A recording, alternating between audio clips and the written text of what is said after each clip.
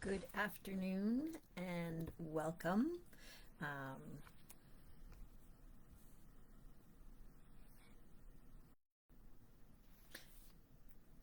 Good afternoon and welcome. This is going to be the new moon reading for March. The new moon is sitting right in Pisces today. Sorry, my brain is a little slow on the pickup today, so I am feeling maybe a bit discombobulated. So let's kind of start again. So welcome to the March new moon reading. This new moon carries the energy of Pisces, and Pisces is the final sign of the zodiac, meaning that it kind of straddles, right? It's a bit of a liminal, ending one, entering another. And so right now we're going to be looking at using this time to connect with the lessons we've learned and the shifts that we're going to be experiencing as we kind of consolidate everything from the past year. We're also going to look at the seeds that we wish to plant as we begin the new astrological cycle. And along with the endings and beginnings here of, it's interesting to see how the Pisces new moon will also connect us with our personal muses. So as the end of this, and I say the beginning of an astrological, but we're looking in the moons, right? So the next moon will be in Aries, meaning that this moon connected to Pisces, which is very watery, very emotional one, is really going to help us also connect to our personal muses. So we're being asked to allow our imagination the space to just explore freely and to go where it wants to go and to just allow it to wander and see what it kind of brings back to us. And when we allow for the impossible to become our playmate, we begin to shift and break free of limitations. So this is a really good chance for our minds to be able to live and play in that absolute free space of anything is possible. Now, Pisces being a late is also connected to planets. Traditionally, when they were connected to planets, there was only so many planets in the sky they could see, and so now we have a lot more. So there is a traditional connection and a more modern connection, which is why Pisces is connected both to Neptune and Jupiter, which I find to be an interesting connection because Neptune brings in that whole mystical side of things, that more spiritual and very deep introspective energies, and then Jupiter is the planet of expansion. So it's interesting that we have one that goes really, really deep, and then we have one that goes really, really wide. So there's a lot of different things that you can play with at this time. So we want to, again, give our imagination the freedom to run wild as we create spaces we wish to expand in this coming cycle. The Pisces new moon also may feel as though you're being pulled in opposing directions because it's the sign with the fish going in opposite directions.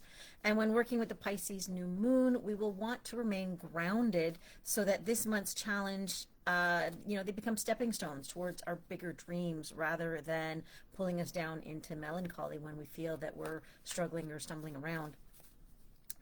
Also, keep your focus on what feels right, and it helps us navigate when we're stuck, kind of lost adrift in those deeper waters. And so let's see what this reading is going to bring. We have 3 cards, as most of our moon readings have. And the first one is asking, what is ready to be finalized to make room for something new? And here we have the Two of Wands, which is interesting because it's, even just looking at the picture, there's 2 different kind of opposing elements that are taking place. You have the fire wand and you have, I would say it's a water wand. I don't really know. It's just probably 2 different kind of electrical currents. And so it means that but what this also means is we're moving from a system that's been go, go, go, go, go, and we're maybe moving into one that's a little bit more flow, or the opposite, because you have Pisces, which is the more flowy of the signs, and it's moving into Aries, which is very fiery, very forward movement and pioneering kind of energy. And so what we need to finalize is we need to see what projects that we have that have come to an ending that we're ready to tie up, that we're ready to let go of, so that when we reach the next new moon with the Aries energy, that we can start to look at what seeds we want to plant and what it is that we want to grow and where is it that we want to put our focus. So the Two of Wands is saying that what we really need to look at is what the projects that we're going to be finishing, the things that are calling for our attention at this time are energetic based projects. And the best way to know what it is right now that is coming to an end for you is, where is your mind when you think of a project and your energy starts to shut down and you start to slump and you start to feel, oh, I don't want to do this anymore. Those are the things you need to clear off. Those are the things that you need to bring an end to, because they're energy draining. And if you take that forward into new projects, then you're going to have that kind of leachingness of there. And so those new shiny projects are going to quickly begin to fade in their glow and in their shine, because these other things are still sitting there looking for their own kind of life support.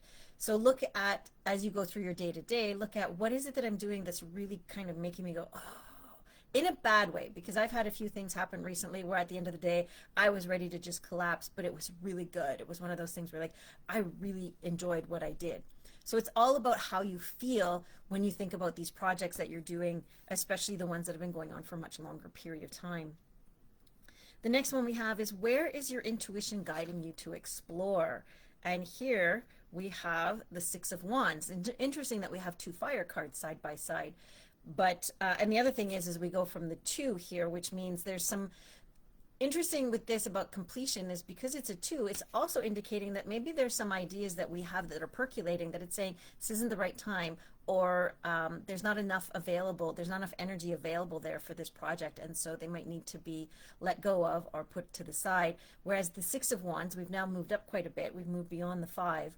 And the Six of Wands is all about victory. It's all about, you know, these are the things that were hard-won battles, and they also are things that help us to feel really good about our confidence, about our courage, and how we set limits and how we create boundaries for ourselves to be able to keep going. So when we tie that back into, where is your intuition guiding you to explore, it's asking you to explore the places where you feel that you have had the most success. It's asking you to really start to look at, what are the battles that you've had to fight, what are the situations that you've encountered that you came out on the other side feeling really, really vindicated or really strong in being able to, you know, either protect your boundaries or to have faced some kind of obstacle or challenge and found the solution to the problem and been able to come through in a way that actually is beneficial to you, right? There's a difference between, yay, I won, and there's nothing really that you feel that you won, versus, wow, that was really hard, and I came out on the other side, and look at what I did, right? Like, I'm so proud of myself for this. Those are the kinds of things that our intuition is wanting us to explore, because it wants us to really build a bank of data, I guess, or experiences that we can go to when we start to feel as if we doubt the experiences and the skills and the abilities that we have. The final question that we have is, what action will help ground you when you're feeling pulled in different directions? And so what's going to help ground you, interestingly enough, is the Four of Cups. And the Four of Cups is this longing. What's interesting is, so it's got the symbol for Cancer on here, but the thing is this card also is that kind of energy of Pisces, of having two different directions of being pulled in, because here she is sitting there and she has all of the cups and everything around her, and she's longing for what's on the other side of the pond. And so there's this idea that, you know, we need to be grounded to know that it's okay to feel this kind of chaos, this upset of being pulled in different directions, that's okay, that's part of life, that's what we get used to. And that the best way for us to remain grounded is to understand that even when we're being pulled in two different directions, we can choose to just stand still, right? These directions, that these pulls, that these almost these drives that we have to go in different directions, they're not necessarily a demand to make a choice. They're not necessarily a demand that we have to follow one or the other or both, or, you know, tear ourselves down and wear ourselves out. So it kind of goes back to, you know, again, and it's interesting that you have the 2 here, right? And then we're ending up like with this idea of where do I go? What is it that's important, and all of this kind of stuff, so that we are really understanding that what's going on is there's these dualities going in our lives. And so we really need to be making sure that what we're doing is we're keeping ourselves grounded and understanding that when there's these pulls to go in different directions, that what we're doing is we're being more aware of what's going on.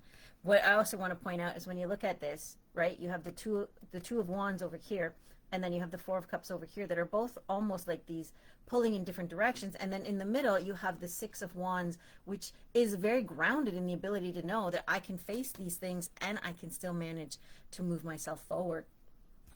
So interesting cards that we have right now.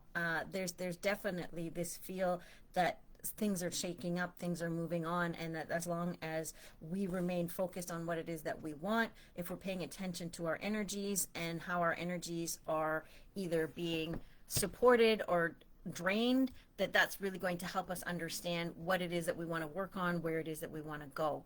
So having said that, I hope that you enjoy the energies going on of this Pisces new moon, and I will see you again at the full moon. Take care.